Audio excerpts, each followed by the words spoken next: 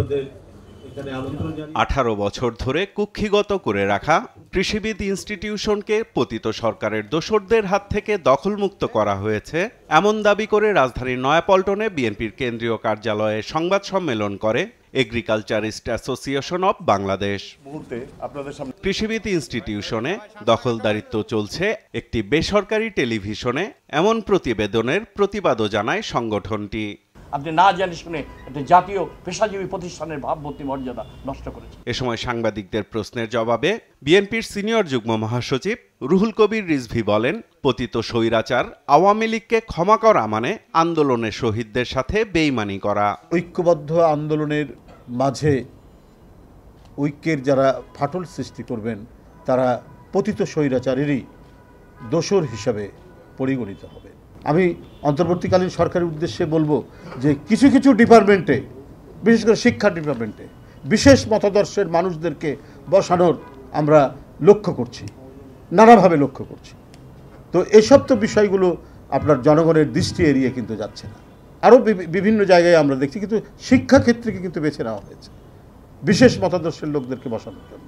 অভিযোগ করেন, দেশের গণতন্ত্রকে ধ্বংস করতে দায়ী ছিল শেখ হাসিনার আজ্ঞাবাহী নির্বাচন কমিশন। সংবিধানের যে নির্দেশনাবলী সেটাকেও তারা যেমন লঙ্ঘন করেছেন, তেমনি এই গণতন্ত্রকে ধ্বংস করার ক্ষেত্রেও তারা ভূমিকা পালন করেছেন। তো সুতরাং এইটার সাথে যারা দায়ী, যে কটা নির্বাচন কমিশন হয়েছে, হুদা কমিশন বা তার আগের যারা ছিলেন, এরা প্রত্যেকেই, রাকিব, প্রত্যেকেই দায়ী, প্রত্যেকেই এই ইয়ের জন্য দায়ী। এবং আমি মনে করি তাদেরকেও কাঠগড়ায় দাঁড় করানো উচিত। এদিকে জাতীয় প্রেস ক্লাবের সামনে অন্তর্বর্তী সরকার এবং বাংলাদেশের বিরুদ্ধে ভারত ও আওয়ামী লীগের ষড়যন্ত্রের প্রতিবাদে প্রতিবাদ সভা হয়।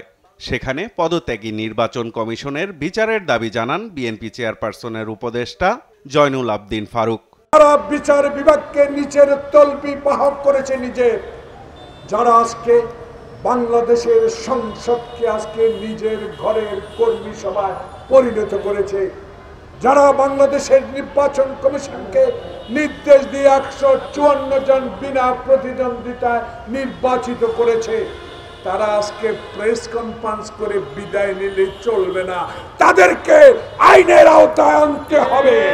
এদিকে লক্ষ্মীপুরে পৌরসভায় বন্যার্তদের মাঝে খাদ্য সামগ্রী বিতরণকালে বিএনপির স্থায়ী কমিটির সদস্য ডাক্তার এজেডএম জাহিদ হোসেন বলেন, ভারত বাংলাদেশের মানুষের নয়, বরং একটি দল ও পরিবারের বন্ধু।